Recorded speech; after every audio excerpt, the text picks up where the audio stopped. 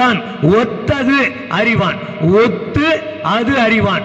இறைவனை ஒத்து, இறைவன் என் குணத்தான் என்றால் இறைவனுடைய குணங்களை பெற்று இறைவனோடு ஒத்து அது, அதுதான் அது என்றால் இறைவன், அது நீயாகிறாய் என்றால் அதுதான் தத்துவமசி என்று முன்னோர்கள் சொல்லியிருப்பார்கள்.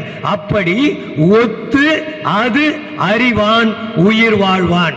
ஒத்து கடவுளோடு ஒத்து போய் கடவுளுடைய குணங்களை நாம் பெற்று அதுவை, அது என்ற இறைவனை அறிந்தால் உயிர் வாழ்வான், மரணமிலா பெருவாழ்வு அடைய முடியும்.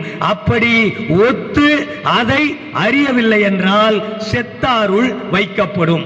அது மரணமிலா பெருவாழ்வு இல்லை, மரணம். அப்ப வள்ளல் பெருமான் சொல்லியது போன்று சன்மார்க்க கருத்துக்கள் திருக்குறளிலே ஏராளமாக இருக்கிறது.